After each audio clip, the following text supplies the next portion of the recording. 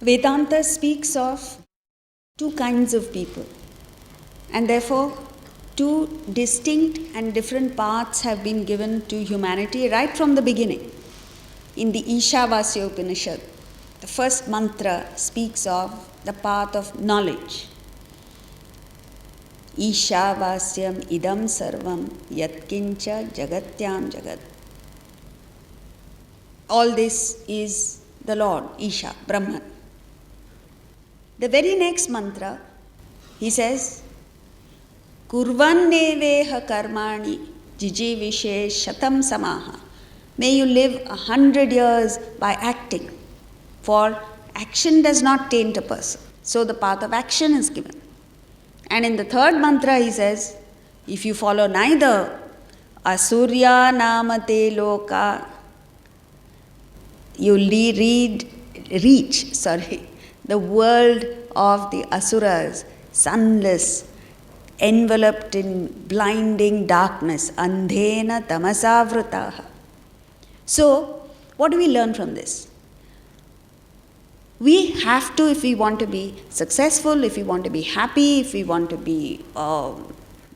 grow to our full stature, somehow or the other we have to arrive at and perform either one of the two paths, path of action or path of knowledge. So what are these two paths? In order to understand that, we need to take a look at what happens in our life. Every moment of our life, from birth to death, from the time we wake up till the time we go to sleep, there are three transactions that are going on in us all the time. What are the three transactions? The 3 R's, as we call it.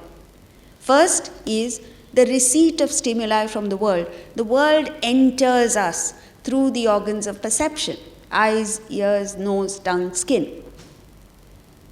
Having entered us, these stimuli react with the desires that we have at the level of the mind and intellect. So, there is a reaction that takes place between the stimuli that enter us and the quality of our mind and intellect, our attitudes, our desires, our outlook in life.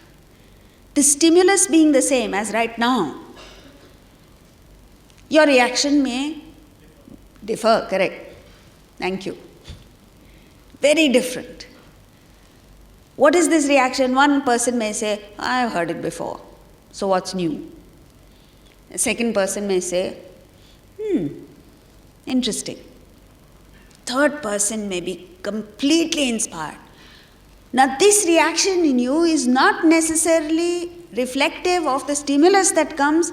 It has a lot to do with what's going on in your mind.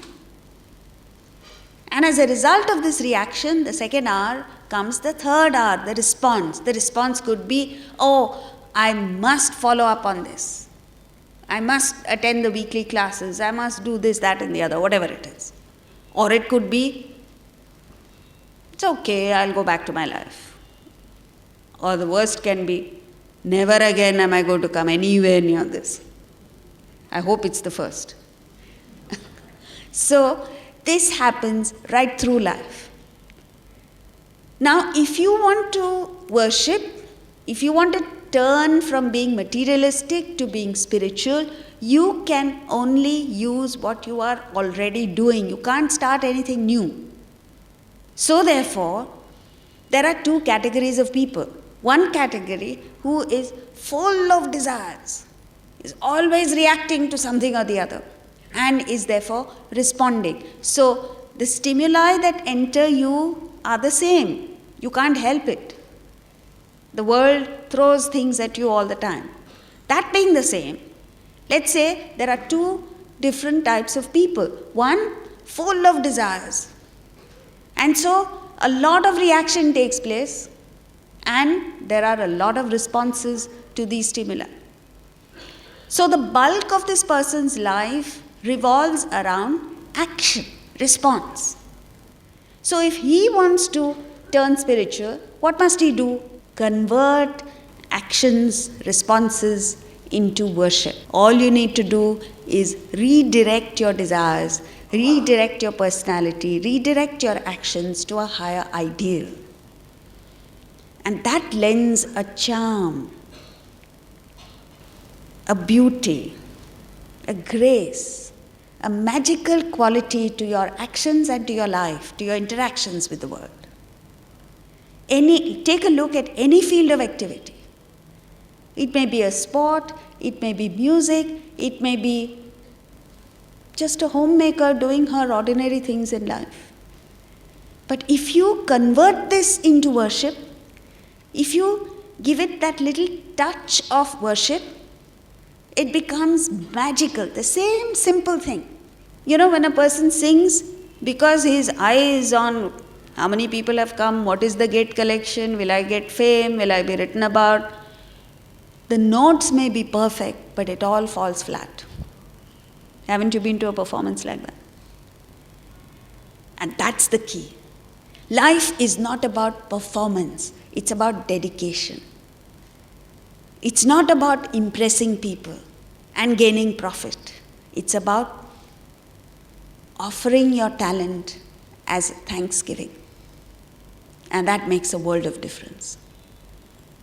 But when the same musician or another musician sings the same notes, but from the heart, see, music doesn't come from your vocal cords, it comes from your heart and soul, and then it churns the hearts of the listeners.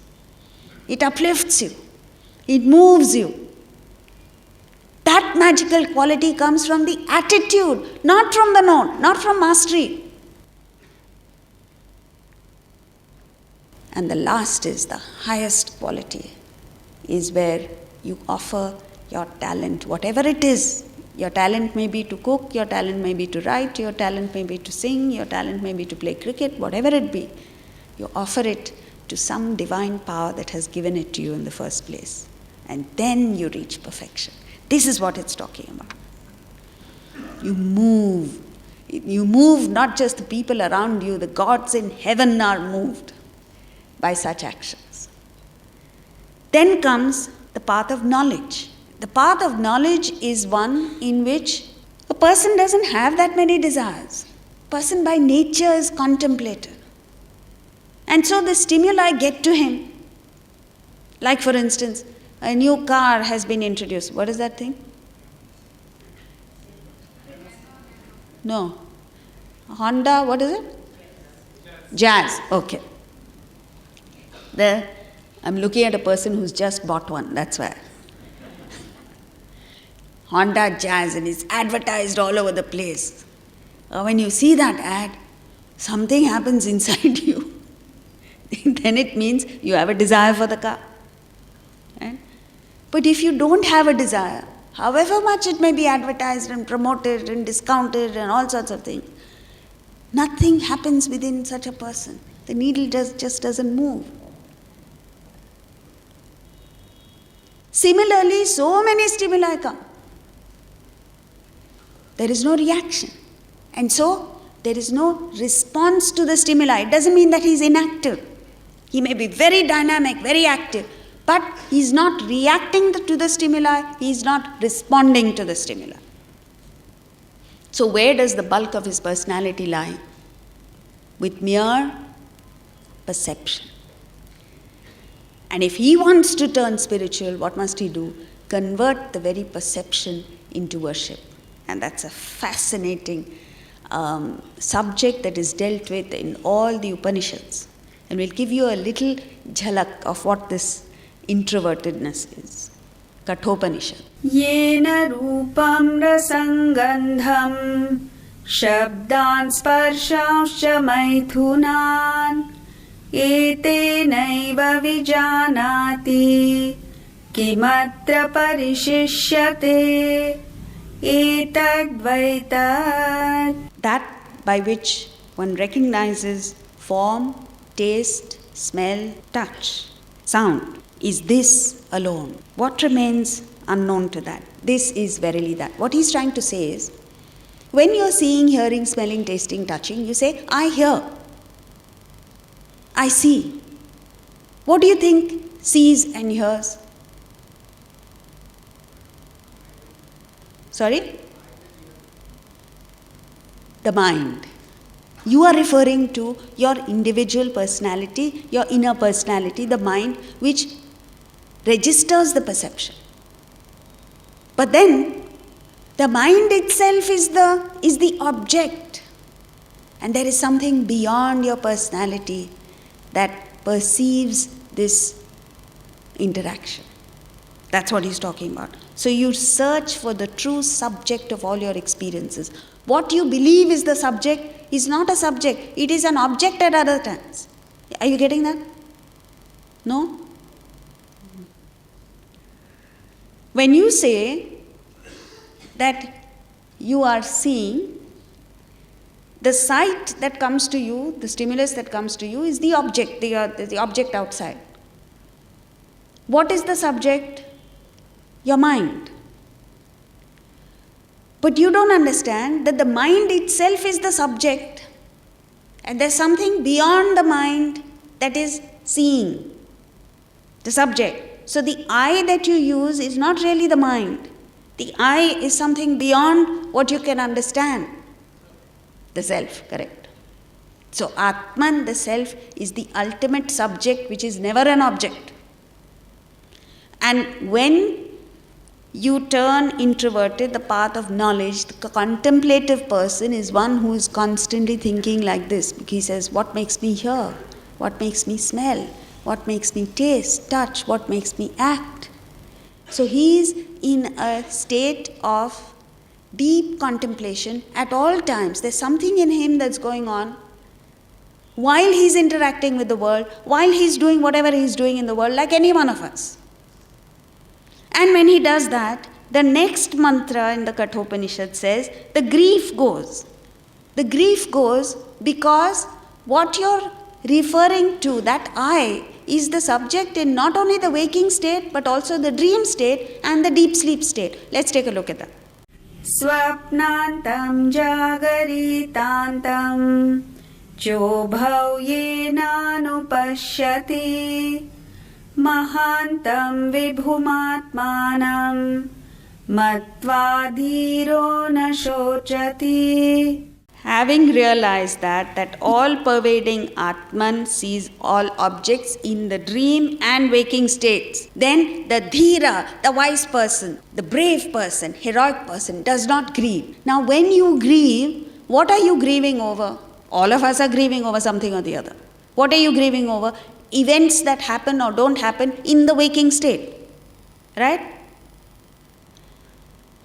But when you yourself go into the dream state, you are grieving over things that are happening in the dream state.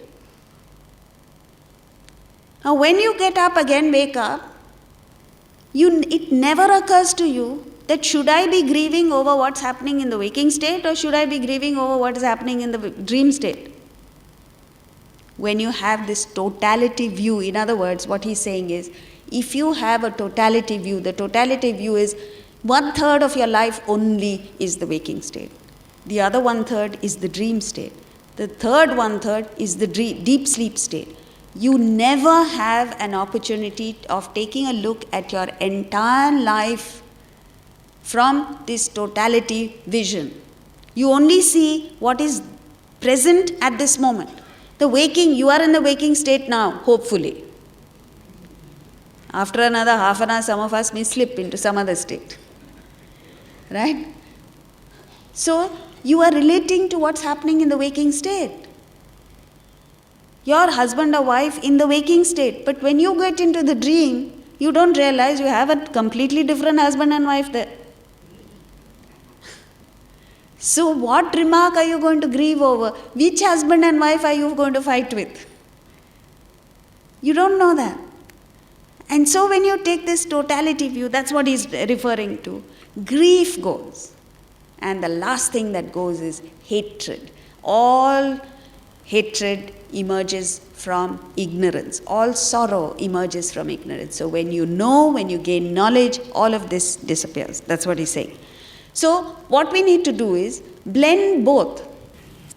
There are times when desires are playing up in our personality. At that time, act in a spirit of dedication to a higher ideal. There are other moments, perhaps few and far between, when desires are not playing up, they're dormant. When you're contemplative, give yourself a chance to think. Problem is, we ourselves don't like to think. You remember I spoke of this schoolboy who just changed schools, and we asked him, how's your new school? He said, it's good. Only thing is, what I don't like about it is they make you think. So, we don't like thinking. And then technology has made it even more difficult for us to think. Why? Because the BlackBerry is chirping all the time. Right? Something or the other, you get an SMS, you get an email, you go to any corner of the world, you're connected. Now what we're saying is, get disconnected from the world and connected with the higher, the supreme.